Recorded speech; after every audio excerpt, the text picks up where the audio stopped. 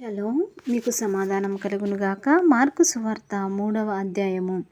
సమాజ మందిరములో ఆయన మరలా ప్రవేశింపగా అక్కడ ఊచ చెయ్యి గలవాడు ఒకడుండెను. అచ్చటి వారు ఆయన మీద నేరము మోపవలెననియుండి విశ్రాంతి దినమున వారిని స్వస్థపరచునేమో అని ఆయనను కనిపెట్టుచుండిరి. ఆయన, నీవు లేచి మధ్యన నిలువుమని ఊచ చేయగలవానితో చెప్పి వారిని చూచి, విశ్రాంతి దినమున మేలు చేయుట ధర్మమా, కీడు చేయుట ధర్మమా, ప్రాణరక్షణ ధర్మమా, ప్రాణహత్య ధర్మమా అని అడిగెను. అందుకు వారు ఊరకుండిరి.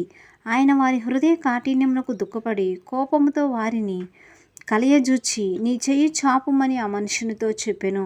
వాడు తన చెయ్యి చాపగా అది బాగుపడెను. పరిసయ్యులు వెలుపలికి పోయి వెంటనే హేరోదీయులతో కలుసుకొని ఆయన్నెలాగు సంహరింతుమా అని ఆయనకు విరోధముగా ఆలోచన చేసిరి. యేసు తన శిష్యులతో కూడా సముద్రమునొద్దకు వెళ్ళగా గలిలయ నుండి వచ్చిన గొప్ప జనసమూహము ఆయనను వెంబడించెను.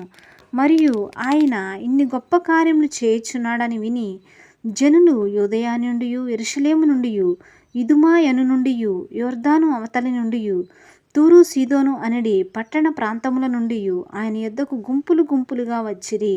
జనులు గుంపు కూడగా చూచి వారు తనకు ఇరుకు కలిగింపకుండునట్లు చిన్నదోణి ఒకటి తనకు సిద్ధపరచి ఉంచవలెనని ఆయన తన శిష్యులతో చెప్పెను. ఆయన అనేకులను స్వస్థపరిచెను గనుక రోగపీడితులైన వారందరూ ఆయనను ముట్టుకొనవలెనని ఆయన మీద పడుచుండిరి. అపవిత్రాత్మలు పట్టిన వారు ఆయనను చూడగానే ఆయన ఎదుట సాగిలపడి, నీవు దేవుని కుమారుడు అని చెప్పుచూ కేకలు వేసిరి. తన్ను ప్రసిద్ధ చేయవద్దని ఆయన వారికి ఖండితంగా ఆజ్ఞాపించెను. ఆయన కొండ ఎక్కి తనకిష్టమైన వారిని పిలువగా వారు ఆయన యొద్దకు వచ్చిరి. వారు తనతో కూడా ఉండునట్లును దయ్యములను వెళ్ళగొట్టు అధికారం గలవారే సువార్త ప్రకటించుటకును వారిని పంపవలెనని ఆయన 12 మందిని నియమించెను. వారెవరనగా, ఆయన పేతురను పేరు పెట్టిన సీమోను, జెబెదయి కుమారుడగు యాకోబు, అతని సహోదరుడగు యోహాను, వీరిద్దరికి ఆయన బోయా నెర్గేస్ అను పేరు పెట్టెను. బోయా నెర్గేసు అనగా ఊరిమెడు వాడని అర్థము. అంద్రెయ, పిలుపు, బర్తలోమయి, మత్తయి, తోమ, అల్ఫయి కుమారుడగు యాకోబు, తద్దయి, కనానీయుడైన సీమోను, ఆయనను అప్పగించిన ఇస్కరియోతు యూదా అనువారు. ఆయన ఇంటిలోనికి వచ్చినప్పుడు జనులు మరలా గుంపులు కూడి వచ్చిరి గనుక భోజనం చేయుటకైనను వారికి వీలు లేకపోయెను. ఆయన ఇంటివారు సంగతి విని ఆయన మతి చెల్లించినదని చెప్పి ఆయనను పట్టుకొనబోయిరి.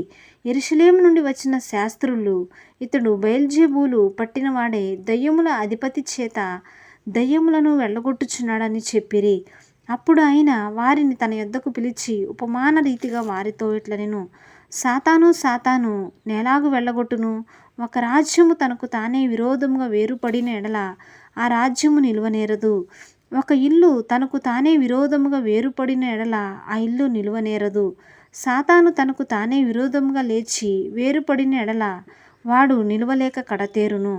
ఒకడు బలవంతుడై వానిని మొదట బంధించితేనే తప్ప ఆ బలవంతుని ఇంటజొచ్చి వాని సామగ్రి దోచుకొన నేరడు. బంధించిన ఎడల వాని ఇల్లు దోచుకొనవచ్చును. సమస్త పాపములను మనుషులు చేయు దూషణలన్నీయు వారికి క్షమింపబడును గాని పరిశుద్ధాత్మ విషయము దూషణ చేయువాడెప్పుడును క్షమాపణ పొందక నిత్య పాపం చేసిన వాడై ఉండునని మీతో నిశ్చయముగా చెప్పుచున్నానెను. ఎందుకనగా ఆయన అపవిత్రాత్మ పట్టినవాడని వారు చెప్పిరి.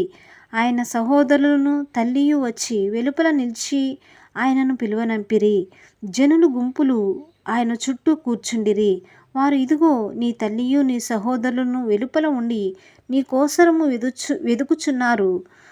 వెదుకుచున్నారని ఆయనతో చెప్పగా, ఆయన, నా తల్లి నా సహోదరులు ఎవరని తన చుట్టూ కూర్చున్న వారిని కలయజూచి, ఇదిగో నా తల్లియు నా సహోదరులను, దేవుని చిత్తము చొప్పున జరిగించువాడే నా సహోదరుడు సహోదరియు తల్లియునని చెప్పెను.